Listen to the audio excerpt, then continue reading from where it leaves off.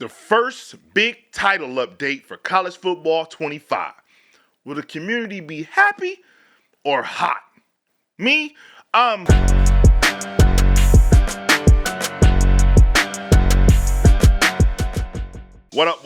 What up, family? You already know who it is, and you know what we're here to do. Talk about this title update for college football 25. But before we do all that, you already know what I need you to do. Smash the like button and consider subscribing to the channel if you like the content, man. It's only a thumb movement, and it helps me out tremendously, and there is no me without you. And just another reminder, I will be live streaming Monday, Wednesdays, and Fridays, man. So pull up on your boy one time for the one time. Now let's get into this video.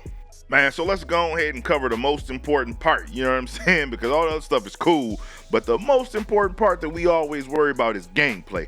So let's go ahead and tackle that first. So they did add 8 new shotgun formations, man. Bunch quad opens, also known as the diamond quads. Not all teams got them, obviously, but for certain playbooks, they will have that. If you want to know who or which one, I'm going to go ahead and have the description below so you can go ahead and check it out. And it does detail what teams added what shotgun formations to what playbook, so you can check them out just so you can have it for yourself. And this here was a very important fix. They tuned and did the logic enhancement to pursuit angles, because we've all been complaining about pursuit angles and how bad they were. So now there's a new behavior that further differentiates the players with high pursuit ratings compared to low pursuit ratings. So basically, if you got a low pursuit rating, you're still going to see some of the things we've seen, but now those with higher pursuit ratings are definitely going to take the correct angles and be able to get those tackles, which makes sense instead of everybody just running behind the player and being cooked like we've been seeing. They also reduced the frequency of the broken tackles from trailing defenders. Man, oh man. We was peeling off like butter on jokers now, so hopefully we'll see how they tune that and what that looks like, so that hopefully it doesn't be as bad as it was, where you're not breaking 6 or 7 tackles to get to the end zone. You know what I'm saying? I can understand 2, but a little bit more than that, hey, I'm slowing them down. He shouldn't have that same momentum. So I mean, we'll see. They also fixed an issue that has offensive players aligned too wide when they're depending on what side of the hash you are, if you're on the near side or the far side. So now they kind of fixed that, so where somebody won't be lined out far out. They fixed the issue with spiking of the ball. So now on the online game modes, the spiking of the ball will be actually a part of the turbo tempo system, because initially it wasn't. They also fixed the speed option, where running backs will follow along with the QB a lot longer instead of peeling out and doing something else. They've adjusted the DB's ability to more effectively shed blocks on the perimeter, because you know they just get hemmed up on them blocks and you're able to go right around them. So now the DB should shed a lot more, especially when it comes to receivers. I can understand if it's a lineman blocking them, but a receiver, nah, bro. A receiver shouldn't be able to just lock me down and lock me up. I should be able to fight off that block. They've also increased the speed penalty for running out of stamina during the play. So all that running back 77 yards and then running forward, Joker gonna slow down tremendously when they don't have any stamina left. The QB scramble behind the line of scrimmage will also lose stamina at a faster rate, because you know people been abusing Milrow, man. Look, man, Milrow had you hot playing that game. So basically now they're gonna go ahead. They changed that to where all that scrambling behind the line is gonna make the QB's stamina drop a lot faster. They also fixed an issue where players would not block on the QB contained player. So if the defense had the QB contained, it seemed like one of them would just run free, and so what they did was they fixed that. So that's a good fix.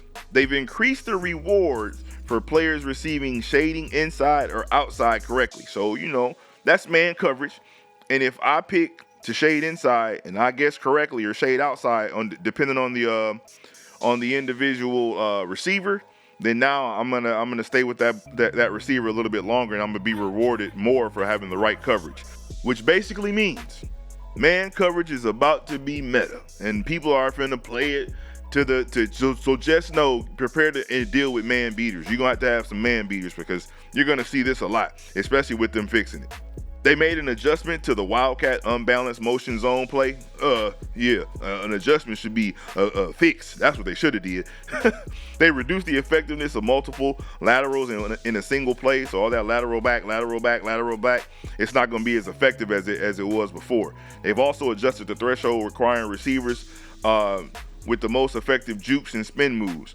What that means is if they're receiving a lot of, you're not going to get juked out anymore. Basically, what we've seen a lot of with the spin moves and all that sort of stuff, it's not going to be as effective as it was. They've adjusted the press animation to be more effective to counter the takeoff ability. So basically, if I press a person that has takeoff, they're not just going to be able to run off. Now, if you give them space where they got the right to just, like it says, take off, then they'll hurt you more. But if you press them, that slows them down. So that's to counter the takeoff ability.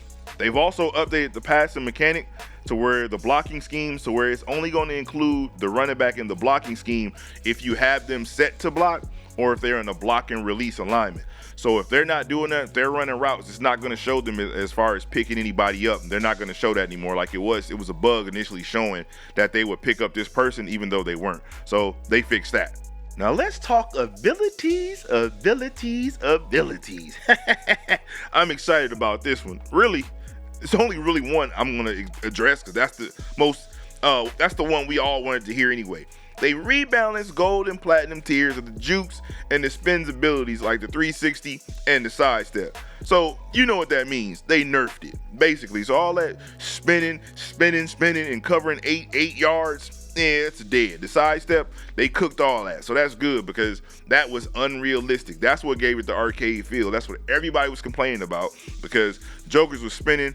Hey, man, leave your cleats in the mud. You couldn't do nothing when that joker hit that. Y'all know who I'm, Jugkins and all of them. Even though I was whooping on him, when he spun, I was cooked. So we already know that they fixed that, which is a good thing. Now let's talk Dynasty. So I know a lot of y'all play Dynasty. So I know this is going to be some much needed improvements that's going to make a lot of people happy. So they did various fixes for new stories, the score summary, and the box scores. I guess none of that was really matching up, so now they added some new things just to give it a different flavor. They also updated the Texas/Oklahoma rivalry data. So I guess they was putting out the wrong data on that. I wouldn't know anything about Texas and Oklahoma, but I'm guessing those who do know that it was wrong. All right. Then they got the FCS, the Southeast, the Midwest, and the Northwest were secretly using professional players and passing them off as collegiate players. So they fixed that. I don't even know how that even happened, but they went ahead and fixed that. They also fixed the wear and tear issue where the FCS teams were not receiving recovery when it came to wear and tear. They retuned the toughest places to play to have less impact in larger stadiums if you don't have a high volume attendance of the stadium, and also dealing with the winning games at home historically. So basically, if you're in like year 6 and your home record is 500, you're probably not going to have a great toughest place to play when it comes to that. But now if you've been undefeated at home, you'll probably be number 1 and that place will be rocking. So that's what they kind of looked at and fixed. They also reduced the chance of transferring penalties for players with a rating below 90 overall. So it's not going to be as a significant penalty as it was for those who are 90 overall transferring. They updated defensive schemes and playbooks for a number of teams. So, I mean, I would have the link below so you can check that out so you can see what teams they updated, so to see if your team's on there or not. So that'll help you out. And they fixed an issue where the offensive lineman would appear in the preseason Heisman watch. You know what's weird? I don't even think a Heisman never even been given to an offensive lineman. So that's funny within itself. But I'm guessing it's dealing with the overall is what they're projected to do is why they probably end up in the Heisman watch at all. But quick fix, they went ahead and fixed that. And they also fixed the Heisman logic that reduces the value of receiving touchdowns. Because basically, I guess if you was getting a lot of receiving touchdowns, that would increase your chances of winning the Heisman compared to anything else. So they reduced that as well. Now, talking about recruiting visits, they fixed an issue where you couldn't schedule visits for recruits in certain situations. So they went ahead and fixed that. They also dealt with the recruits staying on your schedule as far as going to have a visit, even though you remove them off of there. They're no longer a target for you. So they went ahead and fixed that. They also fixed issue to where you were actually having more than 4 people coming in a week. So you're not allowed to only have nothing but 4 recruits that come in a week. So they fixed that issue to where it's going to stick to only having 4. They increased the loss penalty for schools with more than 1 loss in the polls. So if you already got 1 loss and then you lose another one, it's going to hurt you significantly in the polls. It's not just going to drop you a couple slots like before. They've also increased the weight of the conference prestige in the poll calculation. So like, i.e., if you're in the Big Ten or the SEC, you losing within there in your own conference play, it's not going to hurt you as much as you losing outside of it. But now if you're, let's say, in I'm trying to think of a different conference like the MAC, and you lose, then yeah, your conference prestige, that's going to hurt you a lot more than what it would for somebody that's in the Big Ten, which makes sense.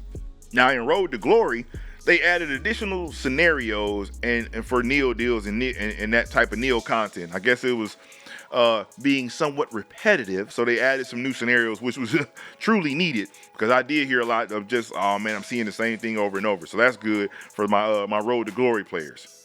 They also fixed the rare issue where you get a scenario reward screen that didn't align with what you were receiving bonuses for. So they fixed that. They also corrected where you were getting skill points maxed out after completing practices. So you shouldn't, that shouldn't be a thing. So they fixed that. They also fixed the crashing when quitting a position battle.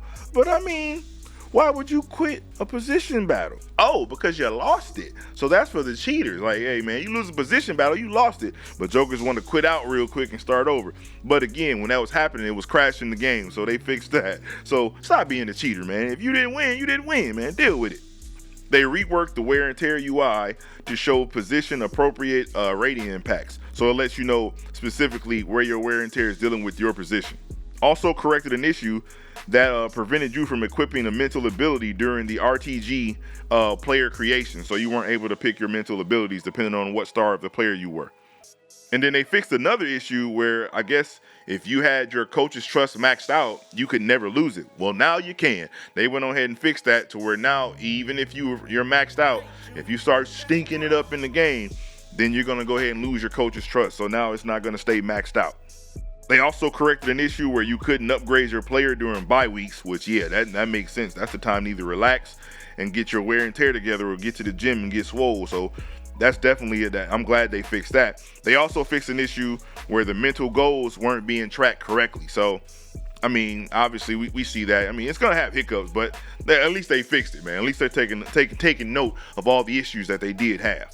They also fixed an issue where a player can continuously work on academics after graduating early. So, I mean, I don't know why you would want to do that. I mean, I feel like once you graduate, that thing should just be maxed out and stay where it's at. It shouldn't even move, like, you know what I'm saying? But they said they fixed it where you can still continuously work on it even though you graduated. So, I guess that's just, you're going to burn a little energy doing that, but it is what it is. So are you sold on some of these changes? Or do you think EA broke something else trying to fix something? Hey man, just let me know in the comments below, because we know they do got a track record of, oh yeah, we fixed this. And by you fixing it, oh, you broke this. So let me know what you think in the comments below. Or if you've already seen that something else is now an issue, let me know, please, so we can go ahead and get it out there so the community can be heard. Now we talking about College Ultimate Team, which I was the first one. I just want to say that to call it cut. And now I hear everybody saying cut. It's all good though. You know, I'm a small time creator. I ain't big enough yet, but hey, I'm gonna take my credit. Either way though. So here's some of the things that they fixed in that, where when you were generating the best lineup, it no longer changes the equipped visuals and the playbook. So initially it was changing everything when you generated the best lineup, and all it should have did was just give you the best players. So they went on ahead and fixed that. They also fixed the crash that happens during the kickoff at halftime when playing champs. So basically, once you did the kickoff, the game would crash and you would have to start all over again. So they went on ahead and fixed that. They also corrected an issue when playing squads that would prevent two players of the squad from connecting to the game. So it'd just be one in their solo dolo versus three. So they fixed that. They also fixed an issue that was causing users to error out of into the main hub when they were in the auction house, when they were just trying to access the auction house, and it would bring them all the way back to the main screen. So they went ahead and fixed that. And now in the auction house as well, you're able to do conference filtering to narrow down who you're really trying to find. So I think that's a nice touch also. They fixed the stability issues for users entering Ultimate Team for the first time. So it was a little wonky if you haven't done it. So they fixed that. They also did some changes to new presentations, but I mean, presentations is presentations at this point. They did some new uniforms, but I guess we're at the point now where if we could skip the presentation, we probably would. I mean, it was fun in the beginning, but now it's like, come on, man, just get to the game. So, I mean, it's ran its course. Still love it, though. It's a dope touch. But, yeah, we're at the point now where we're kind of over it. And now let's talk my favorite mode, man. Road to the college football playoffs. This, by far, is the dumbest thing I've ever seen EA do, man. Like, so basically what they did was a tier rebalancing and reconstruction, changing the format from 3 tiers to 5 tiers. This is stupid. And what I mean by that is, if you look right now, there's 5 tiers. So basically the problem that they're having is people were using tier 1 teams, and basically when you win with a tier 1 team, whether you win against a tier 1 team, a tier 2 team, a tier 3 team, it didn't matter. You were still only going to get the same spot. So if I'm 114 and I win this, and it's going to bump me up only to 92. Okay, cool. But if I lose to any lower tier teams, then it drops me down further. But guess what? If I change it to just play a tier 3 team, I have a higher chance in winning just dealing with tier 3s than I would tier 1, to where I know my team's more powerful to win. So then I guess they thought, okay, well, let's make it 5 tiers to try to even it out. But you're still going to see the same thing, because you're not getting a reward as a tier 1 team to beat these other schools. Like, it should be a difference. I should get a better reward for beating a tier 1 team as a tier 1 team. But as you can see, you only get a better reward if you're a tier 2, tier 3, tier 4, or tier 5 team for beating a tier 1 team. You don't get the reward if you're a tier 1 team. That's number 1. Number 2, as you can still see as it cycles through, if I am Michigan and 88 overall, I'm tier 1. Okay, I get it. We were the national champs last year, so you're going to make me tier 1. And I was already upset that we was a tier 1 team as an 88 overall, and the only team in tier 1 with the 88 overall. So then now they redid some things. They reconstructed, right? So now you have a tier 2. But in tier 2, as you can see, you have Florida State, a 90 overall in tier 2. And you have Oregon, a 93 overall tier 2. How does this tier system work? And how did Oregon drop from being freaking in tier 1 to now they're in tier 2, but they're number 4 on the team in the polls? Hey, man. EA, this ain't making sense, man. But EA will EA, because this is dumb. And I'm highly upset because Michigan is getting screwed in this whole thing. And basically it's telling you, if you want to advance, don't play with tier 1 teams. That's what I see when I look at this system. Y'all got to fix this, man. And this is ridiculous. It's got to be a better way to do it than this. And that's all I'm saying. So that's what they did. I think they just need to remove the whole tier system in general and just let you play with your team and just go ahead and load up, because there's nothing more discouraging than you finishing 9-1 and you still don't make the playoffs. This is ridiculous. And I done finished 9-1 a few times and didn't make it. So they need to revamp this in general. Good idea, but it ain't working. Man, so what do you think of the changes? I mean, obviously, I'm glad we got an update, a much-needed title update to fix some of these ability issues and some of the gameplay. So if they fix the gameplay, that's already a dub in general. But I'm not going to be a fan of everything, because I'm definitely not a fan of that tier system and what they consider reconstructing to make it better. To me, you made it worse, but that's neither here nor there. We're not going to be a fan of everything you do, and I mean, that's just human nature. So it is what it is, but a much-needed title update to the gameplay is going to be better so that we can play and we can try to go away from this arcadey feel and make it feel a little bit more like a simulated football, if you know what I'm saying. But hey, if you like the content, you already know what I'm finna say, man. Go ahead and subscribe. I'm gonna ask you again. It's only a thumb movement. Holla at your boy. Come to the cookout table. We always got room. You can grab food and grab drinks. We talk college football. We talk Madden. And you know we talk Warzone. So either way, pull up, man. One time for the one time. And if ain't no one told you that they love you today, man, just know that Jesus loves you. Peace and love. Hey, Jude, that's fresh.